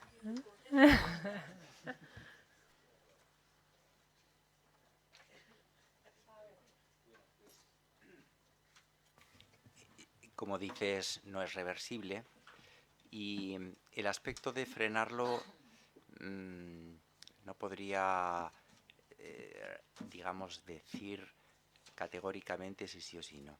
Lo que sí es que se puede evitar que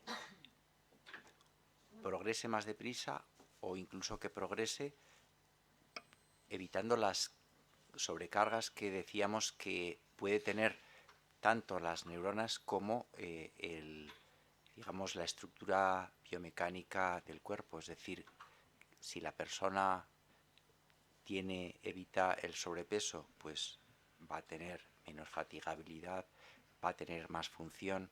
Si la persona descansa mejor por la noche, lo mismo. Si la persona trata un problema articular, ya sea inflamatorio, ya sea degenerativo, es decir, se pueden hacer cosas para que el síndrome de pospolio no empeore más rápidamente.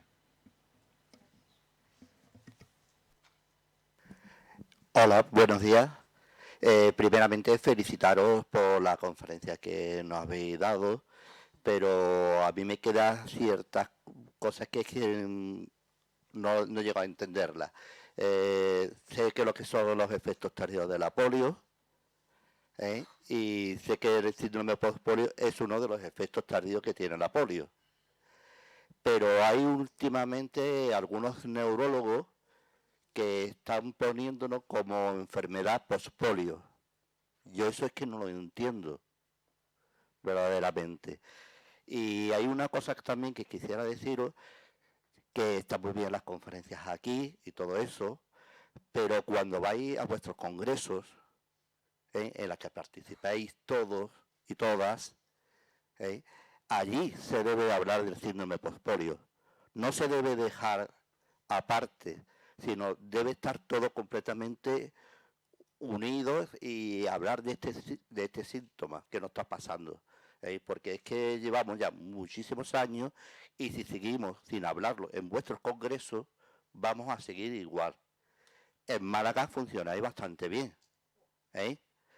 No así en otras provincias, como por ejemplo en Cádiz, como puede suceder en Sevilla y en otras que hay en Andalucía. También deciros que existe un programa, que lo habéis dicho ahí, el Diraya, muy famoso allí en Andalucía, en el cual dice que os podéis comunicar entre los médicos. No sé si lo utilizáis o no lo utilizáis. Yo conozco todavía ningún caso de que a una persona de polio que haya tenido un pequeño dolor y que haya hecho el médico de cabecera o de familia, que haya cogido y haya mandado un email al médico oportuno para preguntar qué es lo que está pasando.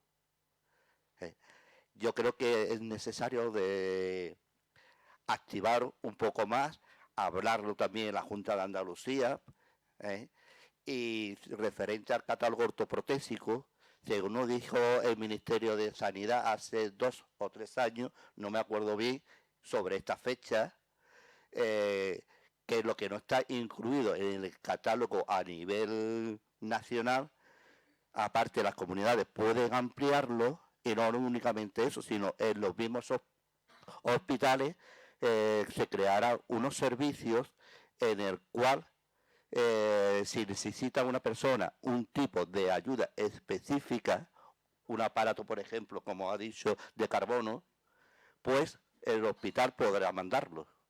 Únicamente eso. Gracias. Respondo una mejilla. Sí que nos comunicamos por la historia clínica electrónica. De hecho, nosotros tenemos consultas virtuales, además. Quiero decir, en rehabilitación. Es decir, nosotros tenemos una consulta que los médicos de primaria, si tienen algún problema, nos citan en esa consulta a un paciente, pero el paciente no se desplaza. sino que nosotros vemos si ya es necesario que venga al hospital o no. En concreto, para renovación de ayudas técnicas, eso en Málaga lo estamos haciendo ya. El paciente, hombre, una primera vez hay que verlo y depende, en vuestro caso yo creo que si hay que cambiar ortesis, a salvo que sea, pues mira, se me ha agotado la batería y tengo que renovar la silla de ruedas con motor, el resto sí hay que valorarlo en persona porque las cosas cambian. Sí que tenemos comunicación a través de la historia clínica electrónica porque los médicos de primaria pueden ver lo que nosotros escribimos y yo también puedo ver lo que escribe cada uno de ellos, ¿vale? Tengo que saber cómo hacerlo, pero se supone que sabemos. Y respecto a la ortoprótesis, para nada en los hospitales podemos decir, y este señor necesita, a ver, lo podemos hacer. Yo tengo una enferma muy particular que ha necesitado un equipo muy particular, pero ha tardado 2 años en autorizarse la adquisición del equipo por parte de Sevilla. Entonces, yo puedo decir, es que esta señora necesita esto específicamente en este caso, ¿vale? Una persona muy especial con una enfermedad muy rara, pero claro, yo pido un equipo especial que supera todo lo que pone el librito y eso tiene que ir a Sevilla. Y ha tardado pues cerca de 2 años. Entonces, a mí eso no me vale. No me vale para nada. Lo mismo que hay otra cosa que hay que cambiar, que todavía no podemos hacer, que es que en algunos casos, y no es el vuestro, pero las sillas con motor deben poder conducirlas algunos familiares en paralíticos cerebrales que son mayores y no nos dejan. Únicamente es para los pacientes. Veréis, yo entendería muy bien que el Estado dijera, mire, hasta aquí podemos pagar y este es el nivel de renta en el que vamos a empezar a dejar de pagar las ayudas. Sí, si yo gano más de 40.000 euros hay ciertas ayudas que no me van a dar. Vale, pero al que lo necesite sí se le debe dar. Ese puede ser otro sentido de modificación de los catálogos. A ver, hola, buenos días. Yo pregunto sobre todo el tema de problemas de deglución. Yo lo sufro. A ver, te hacen una fluoroscopia en Goodman, te dicen que no ven nada y tú sabes que lo estás sufriendo y lo sientes como algo, dices, bueno, a ver si soy yo que me lo estoy imaginando, pero de golpe te vas a una cena un día y se te queda paralizado todo esto y no puedes tragar el líquido. O de golpe se te va todo hacia el otro lado. Evito comer ensaladas ahora últimamente, porque es que las ensaladas eran mortales en mi caso. Evitas, no sabes, vas como muy perdido con este tema. Llevas unos sustos colosales porque no te avisa, es algo que no te avisa. No sabes en qué momento, si es porque estás más cansado, si es porque no sabes, estar como muy pendiente de lo que comes, de lo que tragas. No sé si hay algún tipo de pruebas más específico que te pueda decir que exactamente estás sufriendo esto. Porque yo ahora mismo estoy como perdida. Te dicen, el agua le tendrías que echar alguna cosa que te lo espesara, no sé qué, pero a mí nadie me está dando ningún tipo de, ningún tipo de consejo, de forma de actuar. Yo me lo encuentro y a veces ya digo que a veces hasta dudo. Digo, a lo mejor es que yo me lo estoy imaginando o es que yo, no sé, es algo psicológico porque te acaban haciendo creer que es psicológico, ¿no? Como otras muchas cosas, el síndrome postpolio. Pero cuando estás sufriendo esto, ¿no? Tenemos muy poco. Bueno, y yo vengo de Cataluña, ¿no? Y tengo a la Goodman como referente. Es extraño que en la Guzmán pase eso, vamos, me extraña lo que me cuenta.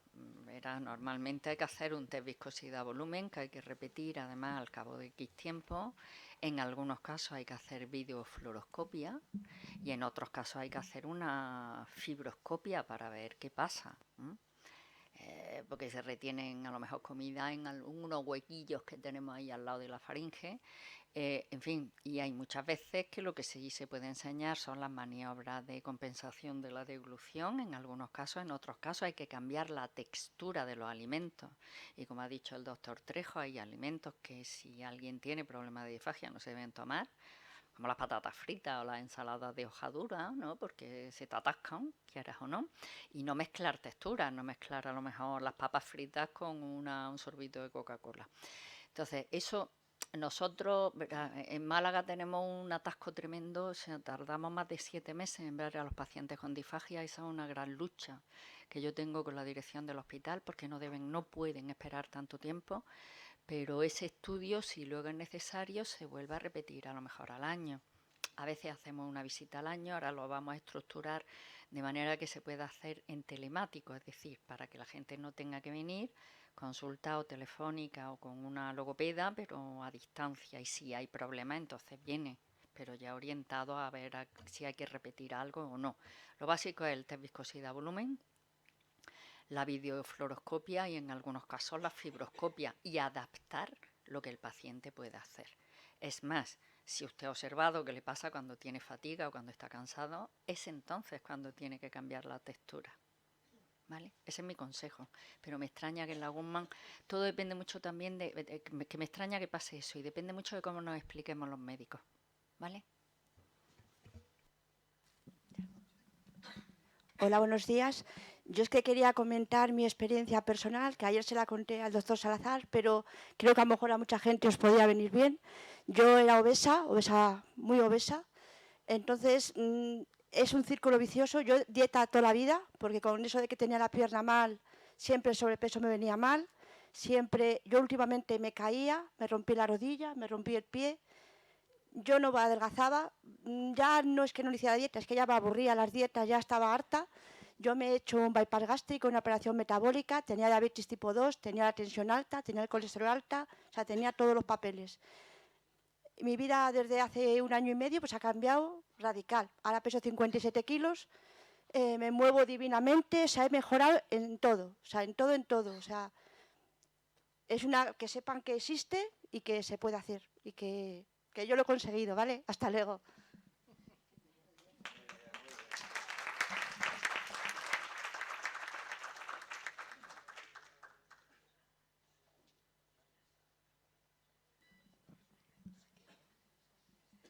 No, yo quería preguntar si cuando nos dio el virus de pequeñas, también nos atacó algo al estómago, ¿no? Si tiene algo que ver el estómago con todo este tema de lo de la polio, porque yo siempre he tenido muchos problemas de estómago y aparte hay compañeros que también lo hemos hablado, que también, ¿no? Aparte de la alimentación y de siempre estar controlando lo que comemos, y si tiene algo que ver el virus si nos atacó al estómago como virus. No. En principio no se sabe que eso sea así, ¿eh? Lo que pasa es que siempre que hay problemas musculares repercuten en otros aspectos. Pues por ejemplo, los músculos abdominales repercuten sobre la presión intraabdominal y eso puede repercutir sobre el sistema digestivo, pero lo normal es que sean las neuronas motoras de los músculos voluntarios las dañadas, no las del músculo liso, que son las que mueven las vísceras huecas, como es el estómago. Hay muchas personas que tienen dos problemas, no solamente puede atribuirse todo a un síndrome postpolio, sino que se puede tener también un problema digestivo, que son frecuentísimos, ¿eh?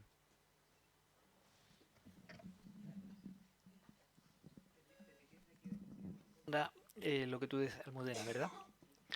Es un tema que planteamos en la asociación nosotros ahí en Málaga, porque en un momento determinado, hablando con algunos compañeros, veíamos que había eso que tú has planteado, algunos problemas de carácter digestivo o incluso de carácter inmunológico. Pero no llegamos a encontrar nada, simplemente hicimos una prospección preguntando a diferentes compañeros por ver un poco cómo estaban determinados marcadores.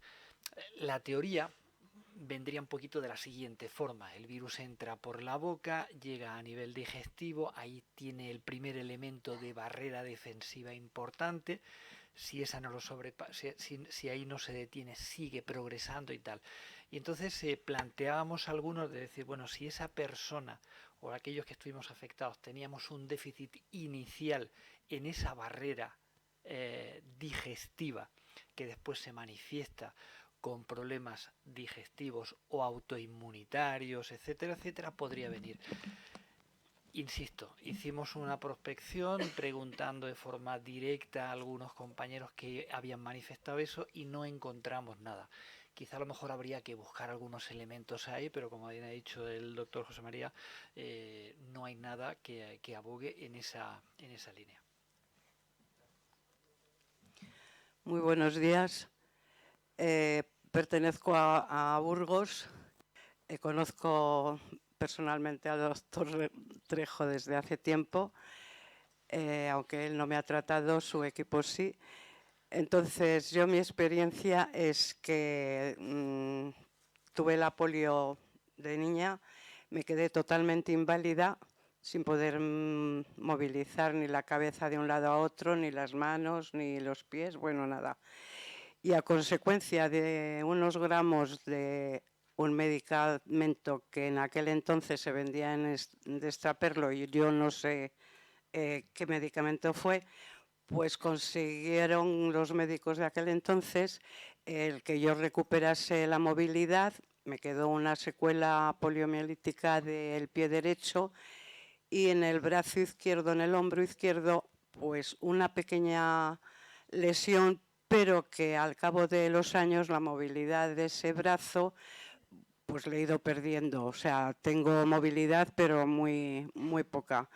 Al cabo de hace 7 años, por una baldosa en la vía pública que estaba desnivelada, tropecé, me dio bueno, me tuvieron que llevar a urgencias, me trataron y a raíz de ahí es un calvario, es una peregrinación, aparte de los problemas que otras compañeras han dicho por aquí, de diabetes tipo 2, de colesterol, de tiroides, etcétera. O sea, yo creo que tengo un buen historial médico. Pero a partir de esos 7 años, mi vida paso más tiempo acostada que levantada. He tenido que dejar mi trabajo porque ya mis manos no funcionan igual. Últimamente el brazo derecho, que es el que más movilidad tengo, pues llevaré como un par de meses que mi brazo no funciona y tengo unos dolores que me duelen enormemente. Estoy en lista de espera, y el doctor sabe lo que supone eso, de un túnel carpiano y de los dedos en resorte de las 2 manos.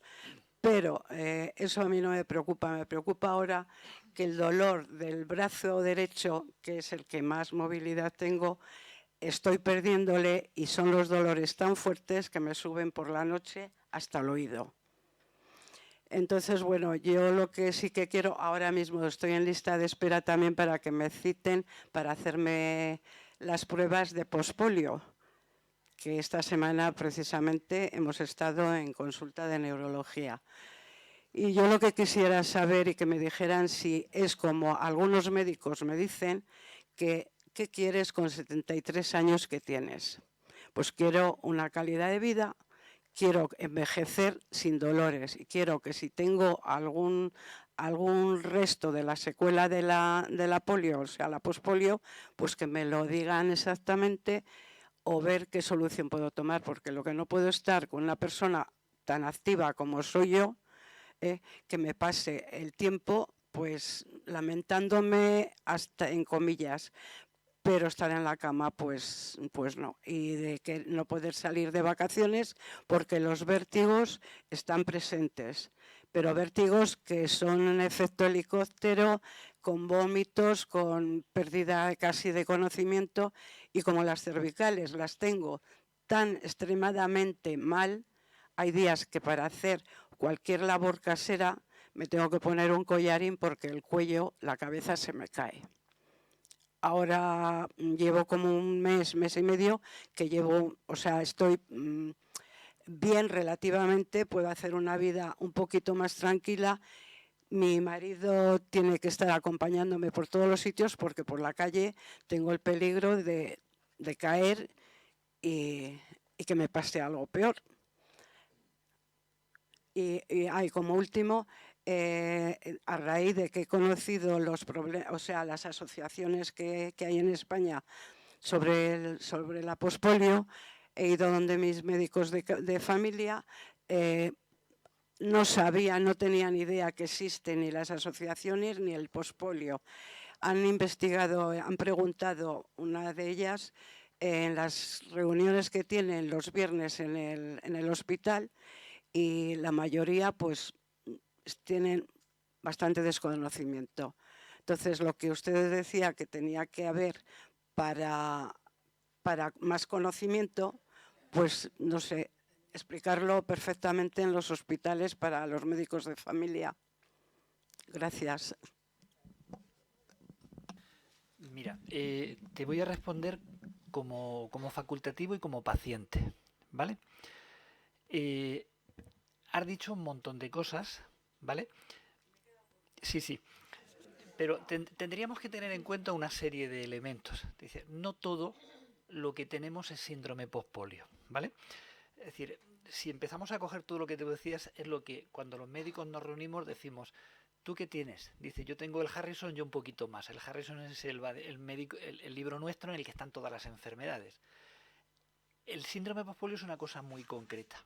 Yo recuerdo, yo no sé si Marina se va a cabrear conmigo, pero voy a decir, cuando yo al final llegamos a la conclusión de que tenía el síndrome postpolio, y yo se lo agradeceré siempre. Ella luego me va a tirar de la oreja, pero yo lo voy a decir. Cuando llegamos allí, después de muchos meses, llega y me dice, porque tenemos una amistad de mucho tiempo atrás, y dice, lo siento, José Andrés, estás jodido, te ha tocado. Tienes que aprender a vivir con eso. Así. Y yo salí y dije, la madre que la parió, me cago en su puñetero. Digo, es que la confianza da asco. Pero después con el tiempo dije, no. ¿Por qué? Porque el conocimiento es sabiduría. Es decir, y a partir de ese momento, pues empezamos a orientar cosas. Yo tenía un problema de deglución tremendo, que tengo que llevar aquí lo que en su servicio nos tienen puesto, que son los sobrecitos, porque yo hay momentos en los que estoy cansado y cuando pase la mañana, y esta tarde me veréis, que yo ya no soy persona, es decir, yo posiblemente tenga ya que estar tomando mis sobrecitos para no ahogarme, como bien decía antes José María. Es decir, mucho cuidadito con aquellos problemas, a ver lo que comes, no mezcles esto, no mezcles con lo otro. Estuve en la unidad de deglución, estuve en la unidad de trastorno cognitivo, estuve en un montón de unidades que afortunadamente tiene el servicio y aprendí a manejar todo ese tipo de cosas. Y ahora estamos aprendiendo a manejar la fatiga, que es lo que yo luego por la tarde voy a hacer. Yo para poder venir aquí con vosotros hoy, llevo un mes que para mi familia se queda. Salimos a dar una vuelta, no que voy a Burgos. Papá, que vas el mes que viene. Papá, que vas el mes que viene. No, yo tengo que aguantar. Y Merche, Gracia, lo saben. José, tenemos reunión de AMAPI. No puedo.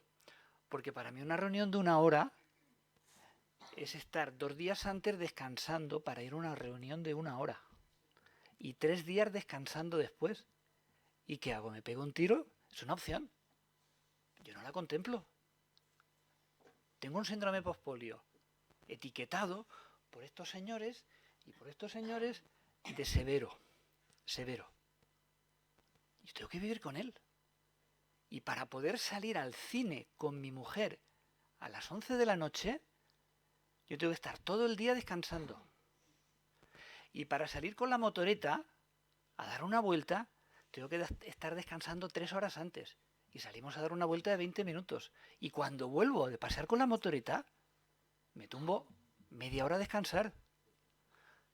Eso es un síndrome postpolio. Severo. Pero lo es. Y yo lo tengo. Y estoy aquí con vosotros. Y para poder venir he tenido que hacer todo eso. Y tengo que seguir haciendo eso.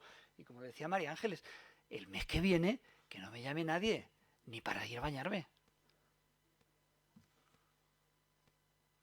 Y lo otro son otra serie de problemas. Tenemos que aprender, primero, conocer lo que tenemos. Y luego, en función de todo ese tipo de cosas, tenemos una serie de especialistas en rehabilitación que nos van orientando, en neurología que nos van orientando, y luego ya cada uno que decida lo que quiere. ¿Lo mejoro o no lo mejoro? Lo decía José María antes cuando lo habéis preguntado. ¿Esto es reversible? Y le he dicho muy claro, esto no es reversible, pero de ti depende el que progrese más rápidamente. Yo creo que el mensaje os ha quedado muy claro a todos. Entonces, si lo tenemos o vamos a acabar teniendo, gestionemos lo que tenemos. Gestionemos lo que tenemos. Y dejemos en manos de los especialistas el que vayan buscando esa serie de soluciones que sean más definitivas o menos definitivas. Pero nuestra primera opción es conocer, aceptar, no resignarse, sino trabajar activamente sabiendo lo que tenemos y gestionando mucho aquello poquito que tenemos.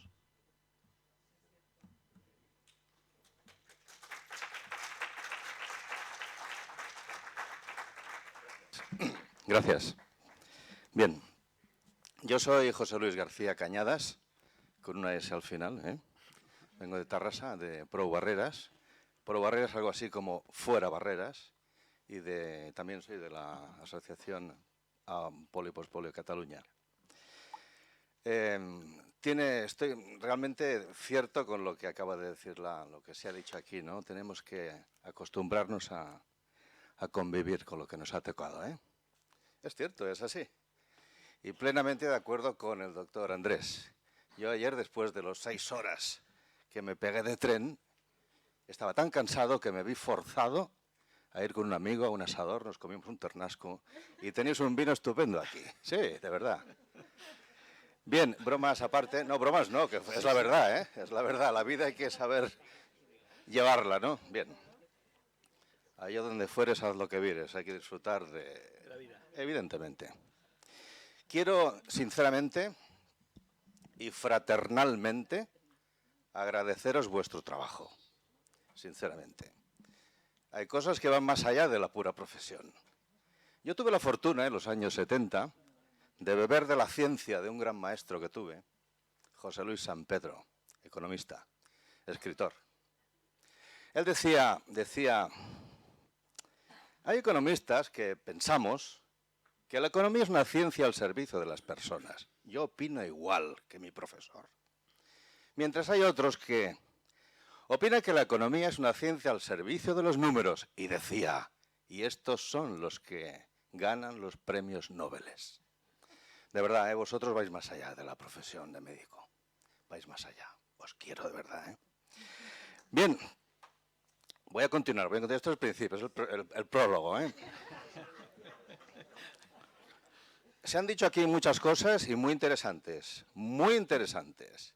Limitaciones oficiales. Limitaciones de las leyes. Limitaciones presupuestarias. Pero también tenemos limitaciones aquí, en la cabeza. Yo me pensaba que el año pasado se hizo en Barcelona un congreso al uso de este de aquí, de Pospolio, y éramos poquitos, bastantes, pero poquitos. Y pensé, bueno, es que claro, como somos pocos, ¿verdad? Voy a ir al de Burgos, tú, que allí va a haber una cola hasta la catedral, tú. Y, caray, sinceramente, quedo sorprendido nuevamente y me pregunto, ¿quieres decir que solo somos 100 o 200 en toda España? Bueno, ese puede ser un factor. Pero el otro factor es nuestra culpa. Cuidado, no me gusta hablar en plan negativo. No es nuestra culpa, no. Vamos a ver, es que somos muy individualistas, ¿eh? Somos los afectados de polio. Miren, yo lo que no he dicho es que tengo polio desde los 5 meses. Lo que no he dicho es que tengo una ferretería en la pierna derecha. Tampoco lo he dicho, pero bueno, es la realidad. Es lo que hay, es mi ferretería, es mi ferretería. Fijaros si somos tan individualistas, pero no solamente los polios. Habremos de mi esposa, mi coche, mi casa. Bueno, dejemos de ser tan individualistas y vamos al tema que nos ocupa, el tema polio y pospolio. ¿Por qué no tenemos las facilidades que deberíamos tener? ¿Por qué? Porque no nos movemos. El otro día, con gran acierto, Gracia me indica, oye, ¿has mirado esto del Atendo de Renfe? Digo, ostras, pues ni me había enterado tú.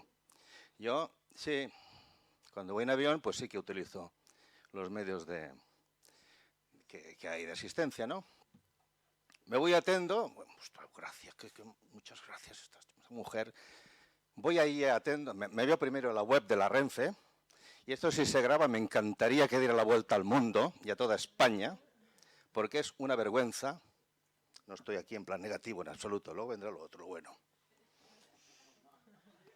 En la web de la Renfe hay una serie de estaciones en toda España que indica, si está usted 30 minutos antes, no hace falta que reserve nada. Entonces yo, que soy muy previsor y muy calculador, digo, no voy a estar 30 minutos antes, voy a estar 50 minutos antes, tú. Pero como es un centro de referencia, Barcelona Sans. Y no estoy hablando mal de Barcelona, estoy hablando de Renfe y de Adif. Y la estratificación de servicios que se ha hecho en Renfe, en Iberia y tantas otras compañías públicas. Luego hay otra cuestión personal. El caso es que me dicen, no, usted no lo ha pedido, no tiene derecho a este servicio. Digo, disculpen señores, pero es que en la web indica de que estando 30 minutos antes, esto es así. Entonces le vine a decir algo así como, y me manifiesto y lo ratifico, es que existe un cierto grado de incompetencia por parte de las personas que dirigen ciertas empresas públicas o privadas. Y esto lo digo con todo lo que ello implica, porque he estado trabajando durante 49 años y 9 meses y puedo decirlo. Y con altas responsabilidades, ¿eh? O sea, no es ninguna tontería, lo digo de verdad. Bien, nosotros tenemos que ir cambiando el chip ya de una vez.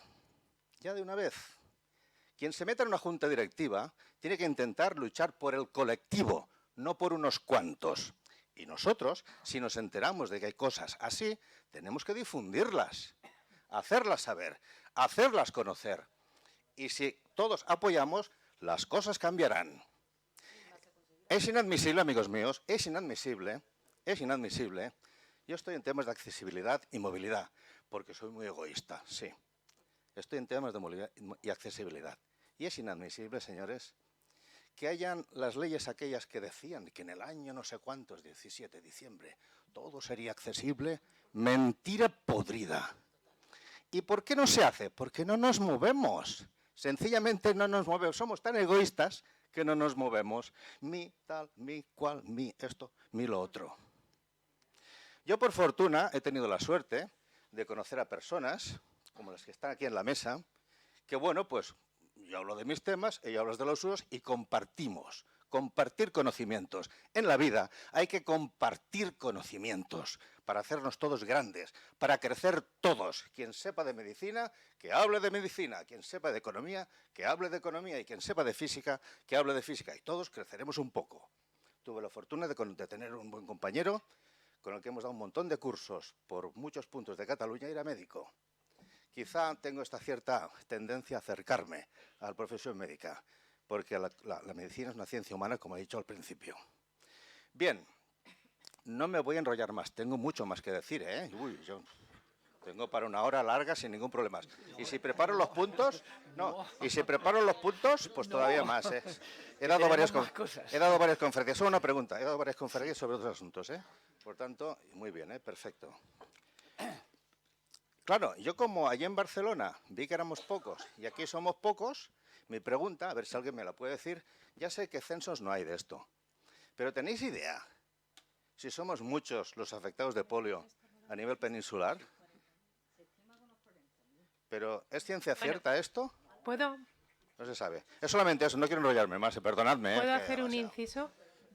¿Puedo hacer un inciso? Solo, bueno, preparando lo que es la presentación, que yo he hablado 4 palabras, tuve la curiosidad de ver cuántos pospolios estaban registrados en el registro que tiene de enfermedades raras el Carlos III. ¿Sabéis cuántos? 1. 1, porque mi intención era saber la pregunta que tú haces. ¿Cuánta gente hay con síndrome postpolio en España? Y eso que es un registro que está al alcance de cualquiera ahora mismo, que es fácil, claro, ese es otro problema. Se sabe que existe el registro. El registro tiene como finalidad, como bien dices tú, que algo que parece individual tenga una trascendencia. Es decir, si hay mucha gente registrada de pospolio, ELA y muchas otras enfermedades raras, se sabe la repercusión que tiene en número y los políticos entienden mucho mejor los números. Y en ese registro del Carlos III solo hay una persona registrada de pospolio. A lo mejor hay alguno más, pero que sepáis, yo busqué bueno, hice la búsqueda porque, claro, hay otro problema también muchas veces con las enfermedades raras, es la denominación, ¿eh? Que se denominan de muchas maneras, el registro lo registra de una manera y puede que haya registrado a esa persona. Pero bueno, no creo que pasen más. El que yo vi de verdad era uno, pero podéis entrar en la página y confirmarlo. Pero que sepáis que probablemente esa es una parte importante, la invisibilidad, porque no está registrado en ningún sitio cuántas personas hay de pospolio, ni cuántas tuvieron la polio. ¿Mm? Sí. Porque si no, no.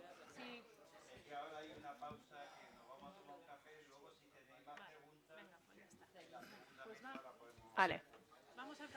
Vamos al café entonces todos. Sí, buenos días. Una pregunta muy cortita. Soy Blanca de la Asociación Acopipo de Córdoba. ¿Hay algún medicamento al que le tengamos que tener miedo, como por ejemplo relajante muscular? Si nos lo recetan, que digamos, no, eso no lo quiero.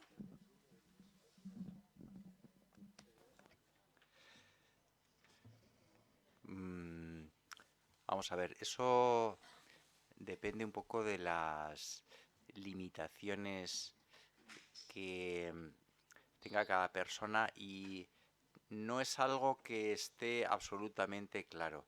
Hay algunas medicinas desaconsejadas, por ejemplo, cuando una persona es anestesiada, pues es mejor que se utilice un anestésico de vida corta y eso va a depender también mucho de si la persona tiene una repercusión respiratoria o no, porque una persona con una repercusión respiratoria con polio, pues una medicina con una acción sedante, pues puede tener a lo mejor mientras duerme, pues una mayor depresión de la respiración, es decir, como síndrome de pospolio, tal vez no, pero dependiendo de las repercusiones que haya tenido, pues hay que individualizarlo, ¿no? Pero vamos, yo creo que no hay una medicina absolutamente contraindicada para todos los síndromes de pospolio. Hay algunas medicinas que en otras enfermedades empeoran la transmisión neuromuscular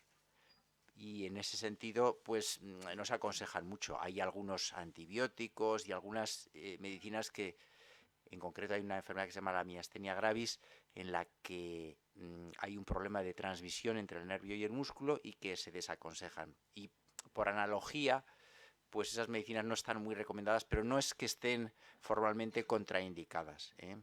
Salvo esto que he estado hoy comentando de la anestesia, que ya saben los anestesistas que, bueno, pues tienen que tener un poco más de cuidado, ¿no? Y eso es lo que yo sé que te puedo decir.